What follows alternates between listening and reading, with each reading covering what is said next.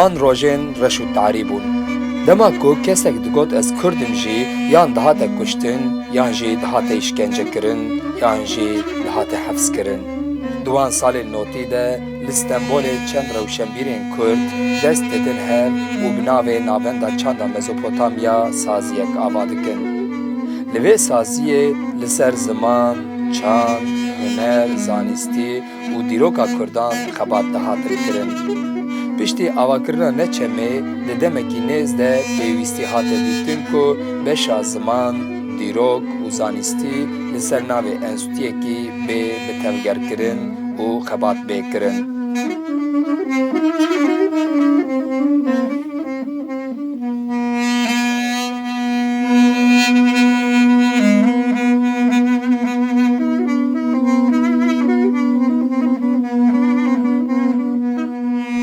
Piştî ku neçeme ava bû, dest bi xebatan kir. Hinek wisa potansiyel li hev kom bû, piştî zêdebûna xebatan hewcedarî avakirina enstitûyekî derket meydanê. Di vê mijarê de pêşniyarekî hevala me İbrahim Gürbüz çêbû. Rêveberiyê jî got, avakirina enstitûyê wek hewcedariyek derdkeve pêşberî me û bi vî pêşniyarî hat. Gotin mirov li ser vî mijarê xebatek bimeşanda. Em vê pêşniyarê bi hevalên lijneya dîrok, ziman û zanînên vê parve bikin. Pêşniyarek wisa hat. Bi vî awayî ev pêşniyar ket rojeva hevalan. Hevalan hêdî dest bi xebatên avakirina enstitûya Kurdî kirin. Tarih boyunca Em dizanin ku di temamê dîrokê de mêtîngerên Tirk, Ereb û Faris, Kurd xwediyê çi bin hemû berhemên çandî, arkeolojîk, dîrokî, yên hunerî her dem talan kirine. Heta hinek ji wan kirine yên xwe. Dema ku me biryara avakirina navenda çanda Mezopotamyayê dabû, ji xwe armanca me ew bû ku em pêşî li diş talana van hêjayiyên Kurdan yên dîrokî, çandî, arkeolojîk û hunerî derkevin, em van berhemên çandî derxin holê û li cihekî li navendekî berhev bikin me navenda çanda Mezopotamyayê ava kir. Beriya ku Enstitûya Kurdî ya Stenbolê bê ava kirin, navenda çanda Mezopotamya hatibû ava kirin. Ve çaxê jî ez bixwe endamê û yek ji avakarê komaçiya muzîkê bû. 1992 da li Stenbolê xebateke gelek çak hebû, gelek mezin hebû. Ji di organizasyonê de İbrahim Gürbüz destpêkê de di organizekirina avakirina enstitûyê de İbrahim Gürbüz hebû. Pêşengiya ve organizasyonê kir İbrahim Gürbüz di heman demê de jî serokatiya navenda çanda Mezopotamyayê dikir. Ez dikarim bêjim ji ber ku polîtîkaya asîmîlekar a dewleta Tirk, fikir û ramanên Tirk tehemmülî ti tiştî nedikir, tehemmüla enstitûyekî li Parîsê, kitêbxaneyekî li Amerîkayê yan jî radyoyekî li Misrê nedikir. Di warê divêtiya birêxistiniyeke sazber de unsurekî gelek ciddî û bandorker bû ev tehemmül nekirin. Mehmet Uzun Swêdê hatibû ev xebatê Stenbolê dît gelekî teeccüb kir. Got ji min re em hatine çemer diaxivîn, gokekî yaşar li Stenbolê xebateke Kurdî yeke mezin destpêkiriye meriv şaş dimîne. Enstitû wî çaxî me çêkir. Sebebê wî jî ew bû rojnameke Kurdî derdiket. Rojnameke Tirkî derdiket. Li Stenbolê gelek kitêbê Kurdî çap dibûn. Enstitûyeke Kurdî êdî zarûret bû. Di tevgera siyasiya Kurd a ku ez ji bo wê hatim darizandin de, giringiya Mao Zedong di asta herî pêş de bû. Mao Zedong bi giştî di kitêba xwe ya mezin ya sor de û di gelek berhemên xwe de digot ku ji bo netewên rizgariya netewa xwe didin divê du artêş hebin. A yekem artêşa gel a çekdar e, ya din jî artêşa çand û hunerê ye. Yanî digot di avakirina netewan de giringiya zanînê, hunerê, çandê, civaknasiyê, dîrokê, müzîkê, şanoyê gelek zêde. Ev gotina wî di hişê min de şopa xwe hişt. Ev gotin bandoreke gelek zêde li min kiribû. gelek civên li darketin û ev fikir bi tevahî hat pejirandin. Yani wisa bi navê Enstitûya Kurdî, yani îcar helbet ne tiştekî wisa, ne wek şirket. Divê Enstitûya Kurdî daxwazên meşrû derketena meydanê. Bi fikrekî wisa biryar hat standin. Ji bo bi navê Enstitûya Kurdî, enstitûyek bê avakirin. Xebat hat meşandin. û wek min got li ser vê mijarê gelek civîn jî li dar ketin. Ev fikir baş kemilî û gelek jî hat ecibandin. Hat pejirandin û me li nîşan taşiyê jî ciyekî girt. Yani ez ji wan hevalan yekim ku di nav xebatên teknîkî da cih digirt. Ne ez tenê bûm, çend hevalê din jî cih digirtin. Di nava vî karê de. Xebatên avakirina Enstitûya Kurdî ya Stenbolê wisa di dawiya 1991 û serê 1992 de çêbûn.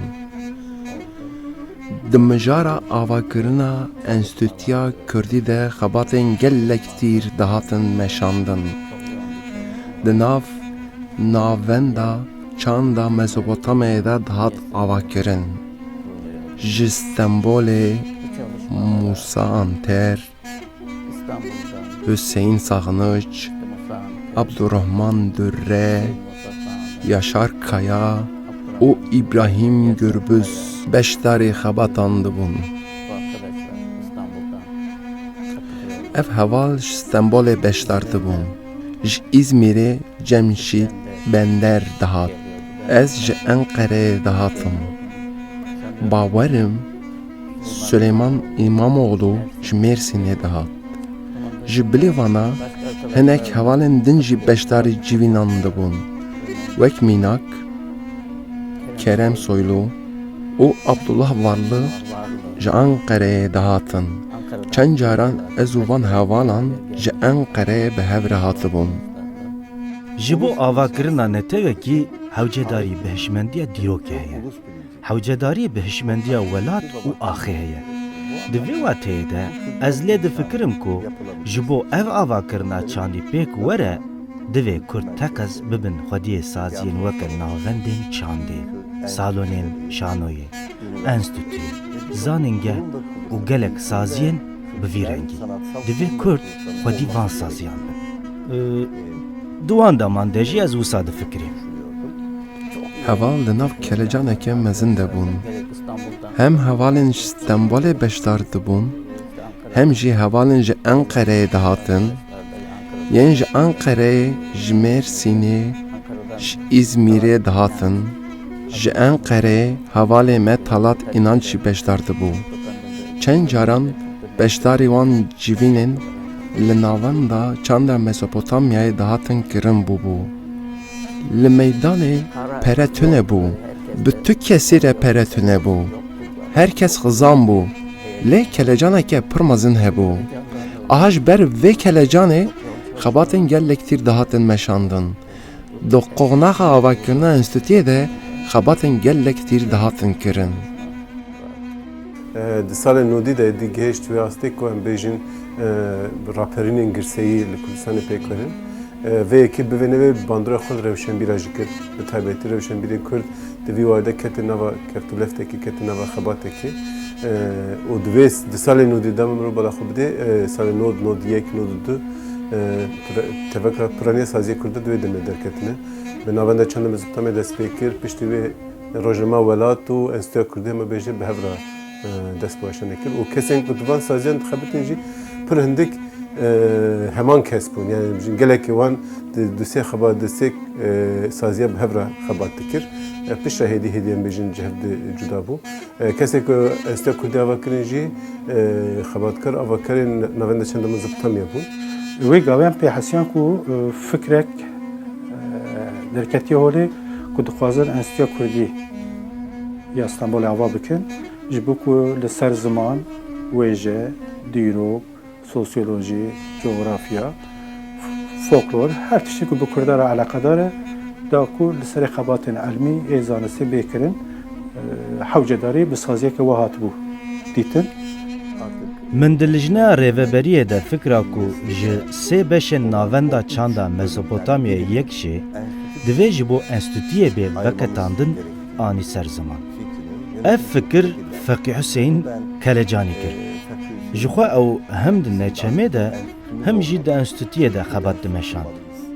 Li vê derê ez dixwazim wî jî bibêrbînim. Bi rastî jî ev fikir zêdetir ji alî wî ve hate pejirandin û hate parastin. Li ser zimanê Kurdî wê xebat bihata nakirin. Xebatên li ser çanda Kurdî, xebatên li ser dîroka Kurdî, yanî karekî wê ya wisa ki hebû. Armanceke wê ya wisa. Ji bo vê armancê heval dahatin bihev diaxivîn. Piştî ku biryara bi tevgerbûna Enstitûya Kurdî tê dayîn komîsyonek tê avakirin ku di navê de Feqî Hüseyin Saxniç û İbrahîm Gürbüz jî hene dest bi xebata dikin. Bi tevlîbûna gelek rewşenbîr û zimanzanan li Rojda restorantê ku xwediyê wê Savaş Buldanê 5 Adara 1992 didiyan civîna yekemîn tê çêkirin. Axaftina vekirinê İbrahîm Gürbüz dike. Ji gelek deveran bi tevlîbûna nêzîkî çil rewşenbîrên Kurd bi kêfxweşî û bextewariyek mezin biryara avakirina Enstitûya Kurdî qebûl dikin. Me bi Feqî Hüseyin re dest bi organizasyonê kir, yanî me dest bi birêxistinskirina wê, tespîtkirina kesên ku ew ê bikaribin di nav lijneya avakaran de cih bigirin kir. Ev tespît di ewkê de hat kirin, di 5 Adarê de di civîna ku li restoranta Rojda de hat li darxistin de. Ev civîneke bi xwarin bû. Organizasyona civînê û tespîtkirina kesên ku wê beşdarî civînê bibin, me her duyan ez û Feqî me girtibû ser milê xwe. Lewre wî ew kesên ku perwerdeya medreseyê girtine, ew ên ji nifşên xwe baş nas dikir.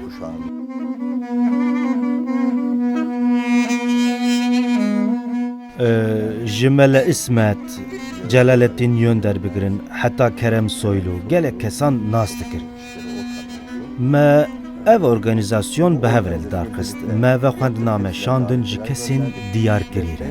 û dîsa 5 Adara sala 1992 diyan de li Etilerê li restoranta Rojda hema bibêje bi qasî çel kesan em civiyan. Di nav van çel kesan de rewşenbîrên Kurd, helbet di nav wan de zimanzan hebûn, dîrokzan hebûn, lêkolîner hebûn. Me êvarê ew vexwendin wê derê. Tev lêçûnên vê kombûnê divê em li vê derê navê wî jî bibirbînin, Savaş Buldan heldabû ser milê xwe. Lêçûnên vê organizasyona civîna bixwarin ji hêla wî ve hatibû dan. Li vê derê ez dixwazim Savaş Buldan jî bibîr bînim, bi rastî jî kedeke mezin dabû wê şevê. Armanca avakirina enstitûyê ji xwe ev bû. Xebatên em bêjin lêkolînên zanistî, kirinên lêkolînên xebatên lêkolînên zanistî. Di kîjan qadî de, di kîjan warê de, li ser ziman, li ser wêjê, li ser dîrokê û li ser civaknasiya Kurdî em bêjin. Axaftina destpêka wê civîna bixwarin ji aliyê min ve hate kirin. Min li wê derê got ku êdî avahiya navenda çanda Mezopotamyayê têra xebatan nake. Sê beşên wê hene, em dixwazin beşekî jê veqetînin û li gor qanûna bazirganiyê saz bikin. Lewra em weke şîrketeke limîtet birêxistin bûne. Li gorî qanûna bazirganiyê ya maddeya sî û nehem, mirov dikare di nava şîrketeke limîtet de navendeke lêkolînê, enstitûyekî ava bike. Min ji holdingên weke Sabancî û Eczacı Başî Mînak dano min got, em jî dikarin wisa bikin. Lewre girtina wan jî pir zor e. Divê êdî enstitûyeke Kurdan jî hebe, weke qanûnî, mirov dikare bingeha wê wisa çareser bike. Min li ser vê mijarê axaftinek kir û bingeha wê ya qanûnî ya esasî bi vî awayî min ji were ravekir. Ev sazîbûn bû, yanî ser zimanê Kurdî, çanda Kurdî, dîroka Kurdî saziyek bû. Hewcedarî pê anîna wê jî giring bû. Yani derketina holê ya hewcedariyeke wisa pêk hatine saziyeke ku vê hewcedariyê di bersivîne gelek giring e. Destpêkeke gelek giring e. Li gorî baweriya min, li Tirkiye Türkiye'de em Kuzey bibêjin Kürdistan'da Bakurê Kurdistanê böyle avakirina bir saziyeke wisa kurumlaşmanın gelek giring bû gerçekleşmesi çok önemli. û serkeftineke gelek giring bû. başarıdır. Em bibêjin ji xwe Musa Enter bû, Yaşar Kaya bû, em bibêjin Cemşit Bender bû. Mesela Cemşit Bender jî bîranîneke me heye. Ew jî hatibû ji bo van xebata em bi hev re daketin jêrê li neçemê li kêleka wê birek firoşeke hebû. Em pê re çûn jêrê birçî bûye nav xwe re piştî birek jî re hat dîsa dest bi dîroka Kurda kir ku Kurdkîne û çine ji ku hatine niha di çi rewşî de ne çavî wî tije bû kelegirî bû û behsa hevîr û ê cara pêşîn hevîr vestrandiye ê ku cara pêşî hesp xwedî kirine ê ku cara pêşîn zam çi kirine falan bi wî wayî pesnê Kurda da û çavî tije bû em derketin jorê me got mamoste tu tiştekî wisa dikî ku bêtir romantîzm ji vê helbesta te tê yani hinek tu ji elmîtiyê dûr nakevî got ez hinek jî bizanebû dikim hewcedariya me Kurda pê heye ji ber wê yekî ez dixwazim bi vî çavî jî bi vî alî ve jî lê binêrim pişra kî dikare çi bike bila bawê elmî bike. Musa Anter axivî, Cemşit Bender, Abdurrahman Durre, İsmail Beşikçi û gelek mirovên din hest û ramanên xwe anîn ziman. Weke mînak Musa Anter ev pêşniyar kir û got gelo mirov lêkolînek bike bêka di nav zanîngehên Tirkan de mirov dikare enstitûyeke wisa veke yan na. Cemşit Bender axaftineke gelek hestiyar kir û got ev ji bo me karekî dîrokî ye. Helbet ez niha nikarim têgehên wan wisa îfade bikim lêbelê axaftineke gelek hestiyar kir. Paşê İsmail Beşikçi rabû axivî û got divê tu car di nav zanîngehên Tirkan de ev enstitû neyê ava kirin. Zanîngehên Tirkan weke organeke îdeolojiya fermî dixebitin. Ev enstitûya ku wê bê avakirin divê teqez serbixwe be. Paşê Abdurrahman Durre ji ber hêleke olî axivî û wî jî wisa got ev sazî wê ji bo me bibe saziyeke pîroz ew ê bibe Mekkeya Kurdan. Wisa hinek şayesand û axaftineke helbestî kir. Feqî Hüseyin axaftinek kir.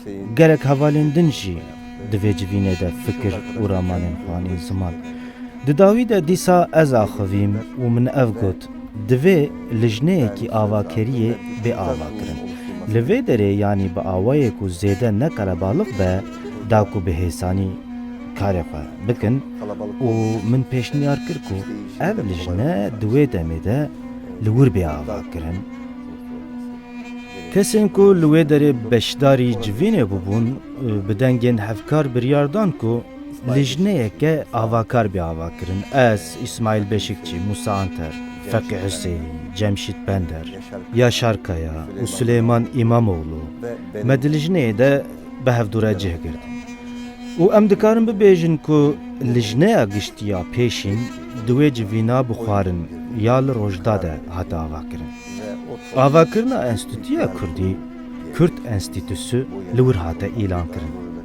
Yadinî rojê me agahiya vê îlanê şand ji hemû çapemeniyê re.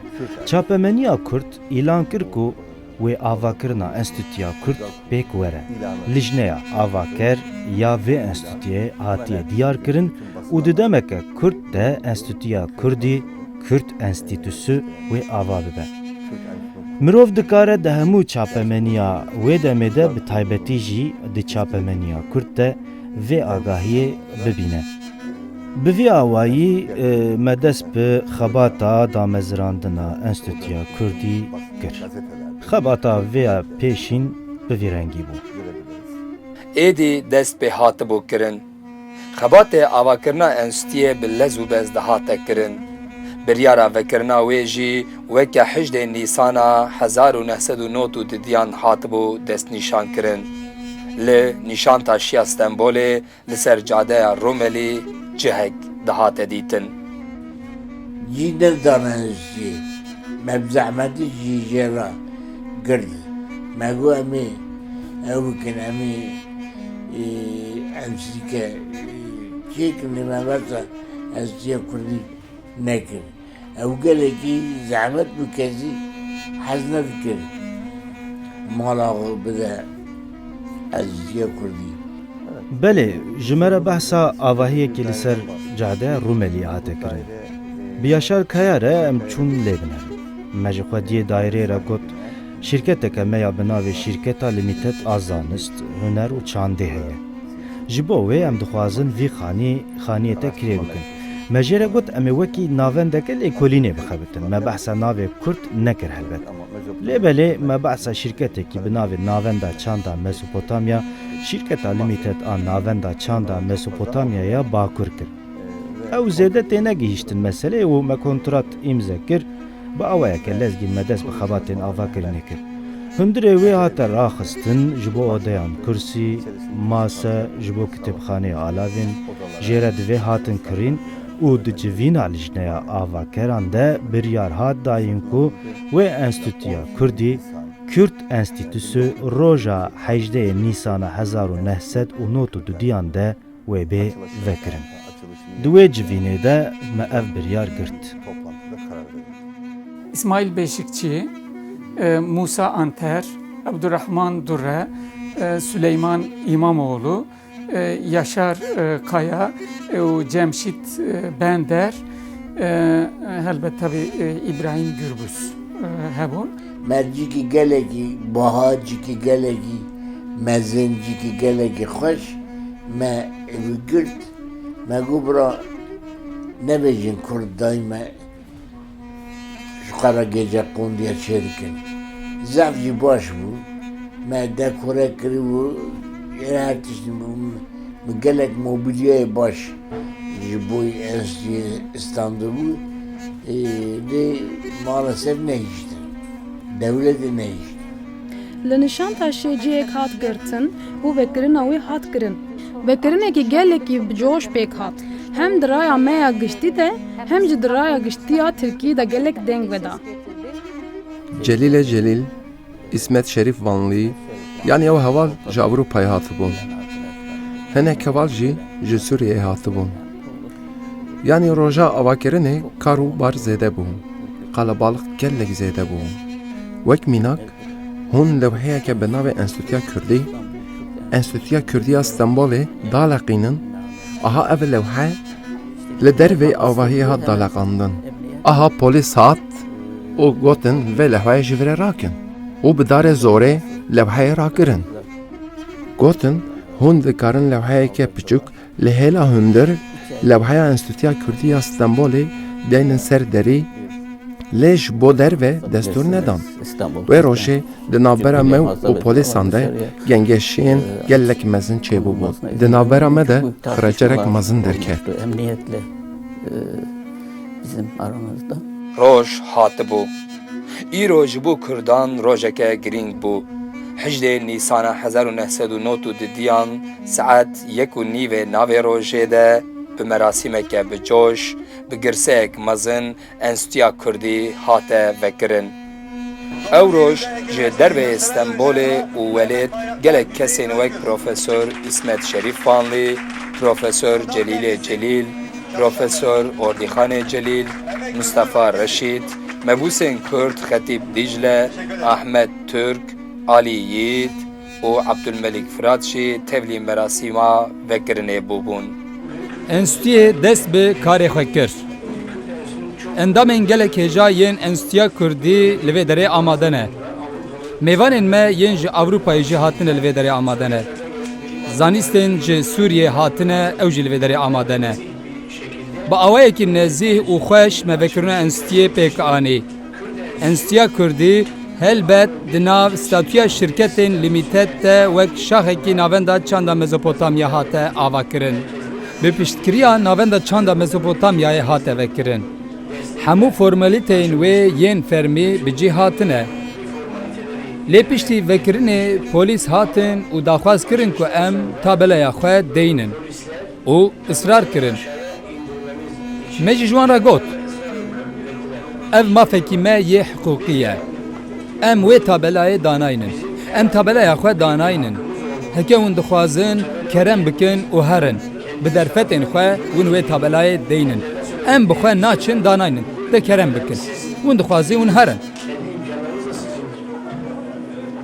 Heval hatçı bana gukek yaşar polis hatiye em qatî heşta bûjixwe hezket evîne migo baş e ez deketme derve şırdan hatibûn polis hatibûn migo ya kerem kurbanê hundirê jî çayeke me bixwin gotin got ne hevalê yaşar got em ê vê tabelayê jî rakin migo hûn nikarin evê tabelayê jî rakin çima ew namusa gelê Kurd e em ranakin helge quvvete dikî jî werin rakin di nava 4-5 saet ala îtfaiye anîn ancak rakirin migo binê ez tevî diçime cem serokkomar helge tiştek bibe ez ê we şikayet bikim Daxistina vê tabelayê daxistina vê ya ji hêla polîsan ve ji bo erkdarên dewletê ku behsa rastiya Kurdan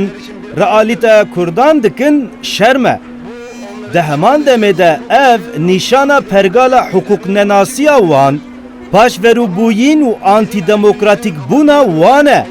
Lê negengaze ku enstitûya me bigirin an jî pêşî lê bigirin. Ji xwe pêvajoya vekirinê didome, bi tenê tabeleya wê daxistine. Bi dilşikestî be jî em ê vê şahiya xwe bidomînin û vê enstitûyê vekin spas dikim.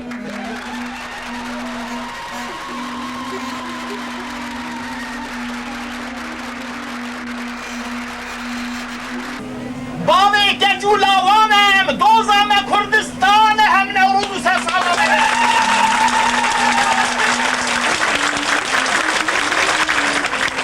yarem şikur ev roj kuha roja serefrazî hilat ceşna welat Newrûz û ser sala me ye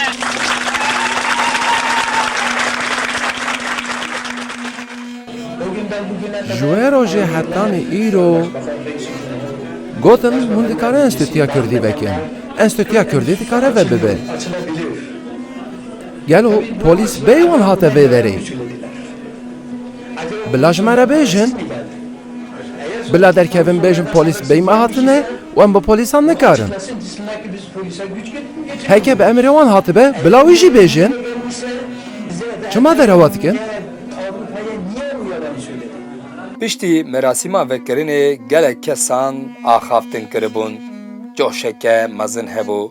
Lê tevî ku hemû kar û bar bi awayekî fermî li gor qanûna Tirkiyeyê jî hatiye kirin, hêzên ewlehiyê bi zext û zorê tabelaya enstitûyê daxist erdê û doz li damezrîneran vekirin. Lê dîsa jî di avahiyekî gelek xweş de enstitûya Kurdî vebû bû. Hecdê Nîsana 1992 da li Osman Bey İstanbulê li avayeke bibêjin hêja ku layıqê sazî bû wê derê vekirina wê çêbû haşer bû yani mesela ku tabela wê dalaqandin polîs hatin müdaxele kirin neştin ku tabela wê derê bimîne yani ev tiştaneke yek em bûn şahidê wan me dîtin lê nexem bû yani jalîk ew qas pêkutî te'de astengî dikirin lê germayek hebû ku dixwestin êdî Kurd ji qalkî xwe derkevin bi saziya jî li pêşberî hem raya giştiya dunyayê hem jî ya xwe bin û bi sazî bûyînê gavekê din bavêjin û vê doza ku dest pê kiriye ber bi pêş da tam bidin teqlek bidin ew ê ji xwe sazîbûn jî nîşana vê yekê çêbû li çapemenî de jî cêk girt herkes merak dikir heta em bi serê de jî got ku ji ber ku ez xwendekarê zanîngehê bûm piştî ku ez çûm piştî vebûnê em çûn zanîngehê mamostekî min hebû hinkî navbera me xweş bû yani wekî ku bibêje çavê weronî wa êdî saziyeka we jî çêbû û ji we re jî cê îstihdamê çêbû. enstitû gavekî giring bû. Bi rastî jî di zemînekê meşrû de pêkanîna nasnamaya Kurdî, wisa pêşxistina edebiyata Kurdî, zimanê Kurdî, ji bo vana avakirina saziyekî meşrû, gav avîtinekî bi vî awayî daliqandina wê tabelayê tiştekî gelekî giring bû. Helbet bi vê re jî em dikarin bibêjin berê xwedan me. Bi awayekî fîzîkî jî hin zêde berê xwedan me. Hatta wê çaxê Profesör Celil Liyalê Qarsê dîgorê geriya bû ji me re sê kitêbê antîka dîtibûn yek destnivîsar bûn. Ewana anîbûn, ewana hildin birin. Paşê dema ku ez bûme serokê partiyê min Qarsê evkê ragot ji Demirel ragot. Mugo birê serokkomar PKK devlet şer dike. Tamam, em vî fehm dikin. Lê evan pirtûkana gulê berîkê dane. Temî got em ê bipersin, bînin, bidin ji xwe tiştê ku birin qet nadin. Yani 100 sala sana, 105 sala sana. Piştî vekirinê hemû hevalan dixwest ku İsmaîl Beşîkçî bibe serokê desteya Rêveber ya Enstitûya Kurdî. Lê Beşîkçî vê yekê qebûl nekir û got ku divê serokê Enstitûya Kurdî kesek Kurd be û bi Kurdî bizanibe. Gava deste hate hilbijartin pêşniyar hate kirin ku Beşikçi, İsmail Beşikçi bibe serokê avakar yê enstitûyê. Lê Beşikçi itiraz kir. Got ku divê keseke Kurd be serokê enstitûyê. Ji ber ku cara yekem e li Tirkiyeyê enstitûyekê Kurdî tê ava kirin. Piştî gelek nîqaşan ev pêşniyar hate qebûl kirin. Serokê avakar yê Enstitûya Kurdî İstanbulê yê yekem em bêjin Musa Anter. Bibe serok. Pêşniyarek wisa hatibû. Ez jî wisa lê difikirim. Yani bila serokê Enstitûya Kurdî, Kurdek be. Wekî din jî bi Kurdî bizanibe. Divê bi Kurdî bizanibe. Min bi ısrar ev danî ser ziman. Lê hevalan dîsa jî digotin bila İsmaîl Beşîkçî be. Pêşniyariyeke wisa hat û çepika xistin. Bey ku guh bidin îtirazên min û hema wisan li çepika xistin. û gotin bila İsmaîl Beşîkçî bibe serok. Ez jî wisa lê difikirim. Çawa be wê di pêş de civîna lijneya Rêveberiyê li dar bikeve. Ez ê di wan civînan de dedît wê kêm kes beşdarî van civînan bibin. Ez ê li wê derê fikrê xwe bibêjim. Çima divê ez nebim serok? Çima divê yekî Kurd bibe serok? Çima divê yekî bi Kurdî bizanibe bibe serok? Min ê li wê derê hin rehet bi aniya ser zimên. Ez wisa lê difikirim. Lê wisa bû. Helbet gelek civînên Rêveberiyê li dar ketin. Lê di van civînan de ew qas mijarên cuda dihatin rojevê ku lewra kuştenê kujer nediyar gelek zêde bûn. Ka çi dizanim, hevalê te bi awayekî kujer nediyar hatiye kuştin. Aha li ser tiştên wisa yan jî cerdên ser gundan, çi dizanim cesedên gerîlayan diçiya mane wek mînak hûn diçin, ji bo anîna wan cesedan hûn diçin, lê hûn rastî pêkutiyan tên. Wek mebûs yan jî wek mervên wan gerîlayan. Aha ev hemû dibûn rojevên wan civînan. Erê civîn li dar diketin. Lê tu carî serokatî filan nedibû mijara me. Lê bêtir kekê Musa bera alaqedar dibû. İsmaîl Beşîkçî weke serokê Rûmetê yê Enstitûyê hate ragihandin.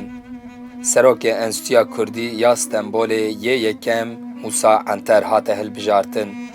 Serokê beşa ziman Feqih Hüseyin Saxniç, serokê beşa dîrokê Cemşîd Bender, serokê beşa wêjeyê jî Mele Abdurrahman Durre hate hilbijartin.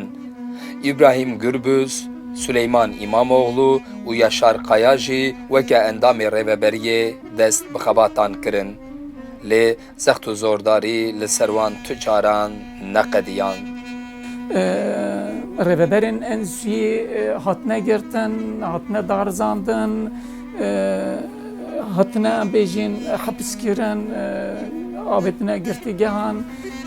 Yek ji wan ez yani mam di girtîgehê İbrahim Gürbüz keza hevalên me yên din. Sedat Tuncer gelek işkence xwarin hevalên me yên din. Lê xebat hatin domandin nehatire vestin. Êvareke em diçûn. Em ji navenda çanda Mezopotamyayê derketin. Ber bi Gulsûyê ve diçûn. Dem bi dem Abdurrahman Dure jî diket wê erebeyê. Îcarkeke Musa, keke Hüseyin jî dem bi dem li wê erebeyê swar dibûn. Wê erebê İbrahim diajot. Me pirê derbas kir. Pira boxazê. Kaçı dizanim. Te dît ku tu dadkevî jêra rê li dora xeleka rê digerî û derdikevî rêya jor. Dadkevî rêya jêr. Vê pergala rê hişê min gelek tevlî hev dikir. Min ji keke Musa re got, keke Musalo, tu van rêyan çawa hîn bûyî? Tu yekengî bifitilî rastê, tu yekengî derkevî jor, nizamin tu yekengî bifitilî çepê, tu yekengî dekevî kuçeyên kêlekê. Min got keke Musa, tu vana çawa hîn bûyî filan? Wî jî got, ez tu tiştan hîn nebûme, ez bi tu ciyî nizanim. Ez bi tenê wisa şoferekî min heye, derî vedike, ez dikevim hundir. Ez heman dora xwe dinêrim û diçim.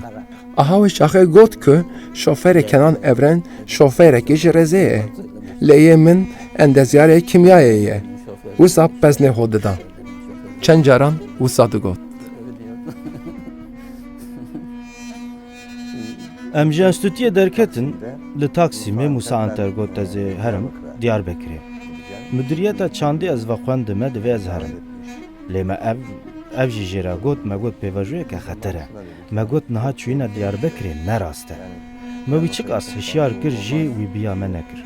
Wî digot na min bêriya Diyarbekirê kiriye te qes ez ê herim. Paşê me bîşeng li Taksimê danî. Min dîsa apê Musa heta mala wî bir. Îcar du roj paşê li Diyarbekirê di roja 20 îlona 1992 de Musa Anter hate qetil kirin.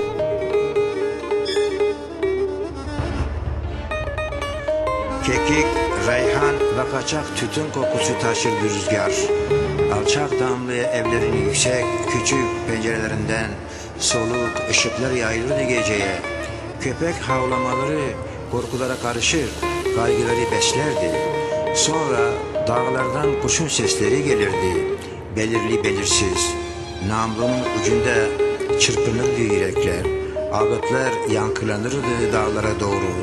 Kapılar kırılır, talan edilirdi sevdalar, umutlar ve insan olan ne varsa. Bakan akardı derelerimizden, Zilan, Munzur, 33 kurşun, Nevala kasaba ve ülkenin bütün derelerinden. O iklimde kalırdı acılar, duymazdı bir Allah'ın kulu çığlığımızı ve dağlara sevdalanırdık. Karabasan gecelerin sabahlarında, direnmek kalırdı kürde, yaşamanın bir başka adı direnmekti. Pênc meh piştî avakirina Enstitûya Kurdî, serokê Enstitûyê yê yekem apê Musa Ango Musa Anter ji aliyê hêzên tarî ve hate qetil kirin. Lê helbet divê şagirt û rêhevalên apê Musa tekoşîna wî bilind bikin. Piştî şehadeta apê Musa, Şefîk Beyaz weke serokê desteya rêveber hate hilbijartin û bênavber xebatên xwe berdewam kirin. Enstitû dest pê kir kovarê derxist bi navê Kovara Zendê. û em bêjin di qada dîrokê de dest pê kir xebatan. Em bêjin di qada ziman û wêjeyê de jî hakeza dest bi xebatan hate kirin. Lê di qada em bêjin civaknasiyê de çend konferans hatine kirin li İstanbul bi Giranê. Beşikçi hin jivan em bêjin wek axaftvan wek konferansdar bûn û kesin gelek kesin din em bêjin wek kesin axaftvan wek konferansdar em bêjin di nav van konferansan da cih girtin lê kovara enstitûyê piştî kuştina Apê Musa derket bi navê kovara zendê. Kovareke bêje peryodik ya saziye car cana di wextê xwe de karibû dernekete. Yani em bi wextê wî sê meha carek wê belkî bi bir çar meha carek. Tiştî wisa di qewimî lê cihê şanaziyê ku kovareka wiha ji heman bibêje ji destpêka wê heta niha berdewam tê hem kovar qalîteya xwe zêde kir hem mijarên wê nivîskarên wê lêkolînerên wê zêdetir bû ji ber ku ez bi vê yekî ji xwe bawerim û em til her cî jî dibêjin dema ku weşanek nebe nivîskarên wê jî çênav. Yani ji bo me Kurda her weşanek di heman demê de dibistanek e. Ku tu kanalan ji lêkolînerê xwe re ji nivîskarê xwe re venekî berhemdariya wan jî çênabe. Kesê ku di dinivîsine hil diberîne berhemdariyê dike ku mecrayek nebe wan tida bû weşîne ew ê jê sar bibe. Ji ber vêkê berdewamiya weşanê bi vê rengî ji bo hemî saziya girîngin başin. Di gelemperî hem dersê ziman bi awayekî dihatin dayîn bêjin xebatên amadekirina pirtûkan xebata ferhengê amadekirina ferhengê bi taybetî ji xebatên pirtûka jî bi gelemperî edebiyata klasîk ya Kurdî li Latînîze dihate kirin mesela berhemên destpêkî derketî wekî Neclanema Mele Xelîlê Sêrtî em bêjin pirtûka Siyapûş û em bêjin pirtûkê destpêkê Zî Yusuf Zilêxa ew xebat û gelek xebatê vî rengî hatin kirin ji binî wê em bêjin xebata ferhengê dest pê kir. Li gel vê yekê konferansa çanda Kurd hat eldarxistin. Ev jî pir girîng e. Beşdarvanên vê konferansê ez bûm Abdurrahman Durre û Feqê Hüseyin bû. Me ev bi mehkemê re weke hevpar darxistibû. Me bi Talibanê re hevdîtine kir. Bi vê hevdîtinê re em ê weke lijneyekê biçûna Başûrê Kurdistanê. û me yê bi rewşenbîrên Başûrê Kurdistanê re bi Wezareta Çandê re protokolekê çêbikira û ev jî pêk hat. Li wir hin biryar hatin stendin. Paşê ev gava pratik jî hate avêtin û di navbera Wezareta Çandê ya Başûrê Kurdistanê û enstitûyî û neçemê de protokolekê hate îmzekirin. Ev gelek girîng e. Dûre Wezîrê Çandê Şêrko Bêkes jî hate vir ziyareta me. Me bi wî û kesên pê re civînek li darxist û daxuyaniya çapemeniyê me li darxist. Profesör İsmet Şerîf Vanlî bi navê ji Sewrê heta Lozanê ji Lozanê heta roja me li Mîm Otelê konferansek li darxist. Dîsa di vê serdema pêşîna avakirina enstitûyê de çalakiyekî dina gelek girîng hebû komcivîna demokrasî hat eldarxistin. Di vê komcivînê de Yaşar Kemal jî beşdar bû, ez beşdar bûm. Dîsa Şefik Beyaz beşdar bû. Wekî din dîsa di wê serdemê de li Belçîkayê konferansa Rojavayê Bakurê Kurdistanê hat eldarxistin. Em beşdarî vê konferansê jî bûn. Ev jî konferansekî girîng bû, dîrokî bû. Konferanseke dina girîngî hebû li kesra çiraxanê bi koma keskana Yekîtiya Ewropa re li Ewropayê bi navê netewperestî, nijadperestî û pirsgirêka Kurd konferansek hat eldarxistin. Ji Partiya Anavatanê, ji Partiya HP ku wê demê navê wê Partiya Gel a Sosyal Demokrat bû, mebûs jî hatibûn. Em jî li ser navê enstitûyê weke axivker beşdarî wê konferansê bûn û ev konferans jî pêk hat. Weke enstitûyî, weke nûnerên wê em beşdarî vê sempozyumê jî bûn. Enstitüya Kurdî ji bo me xebateke gelek pîroz e ez dîsa jî dibêjim Kurd gele diyalê kültürî da pêş te herin. Diyalê kültürî da pêş te neçin, şoreşa Kurdistanê pêş te neçin. Divê ez vê jî bi bîr bînim. Bi Feqî Hüseyin re me gelek têkoşîn meşandin. Em bi hev re çûn Başûrê Kurdistanê. Bi rastî jî Feqî Hüseyin kedkarekî mezin bû. Hestên wî yên Kurdî û Kurdistanî gelek bilind bûn. Gelek ket da ez tutiye. Li vê derê ez wî bi rehmet bi bîr tînim. Abdurrahman Durre duwarê wêjeya dîwanê ya Kurd de wendayekî pir mezin e. Lewre kêm kes hene ku weke Abdurrahman Durre xwe duwarê wêjeya dîwanê de gîhan dibe. Mirovên weke wî bi tiliyan dikarin bêne şimartin. Li nav van kesan yê herî pêşketî Abdurrahman Durre bû. Ez wî ji vir dîsa bi rehmet bi bîr tînim. Rehme Xwedê lê be. Apê Musa zaneyekî gelek girîng bû. Filozofekî Kurd bû, arîstokratekî Kurd bû. Rewşenbîrekî Kurd bû. Nivîskarekî Kurd bû.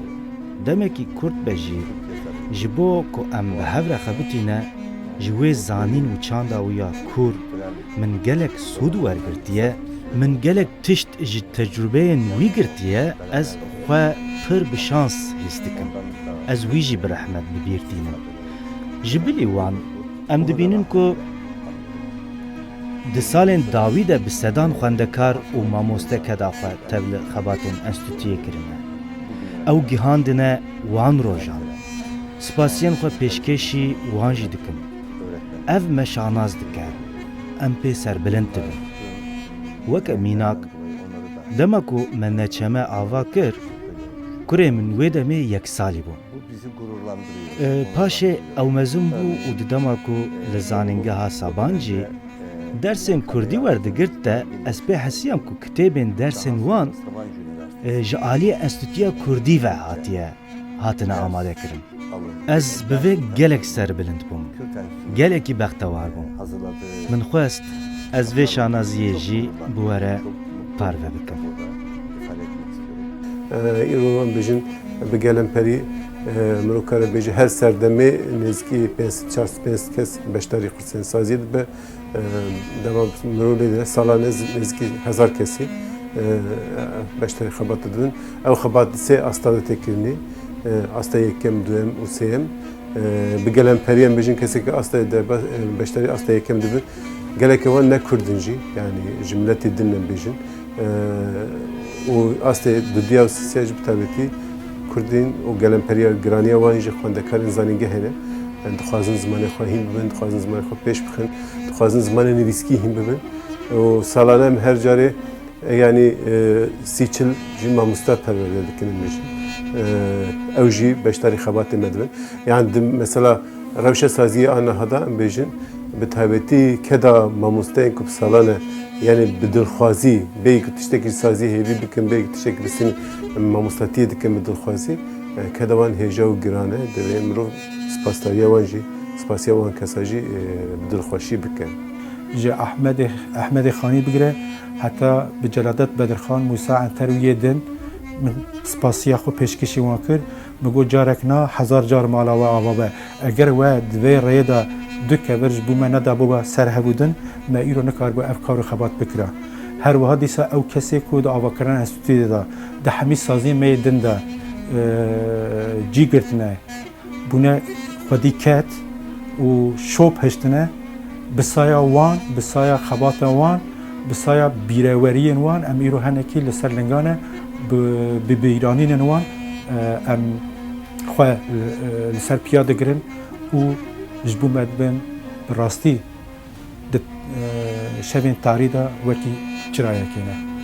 Ji bo keda wan jî û ji bo xebatê wan jî ji bo hemiya em ê ku nel heyatê ne ji wan re dibêjin bila ciyê we cennet be û ê ku nihal heyatê ne û nel saziyê ben jî ji wan re dibêjin mala we ava spasî wene.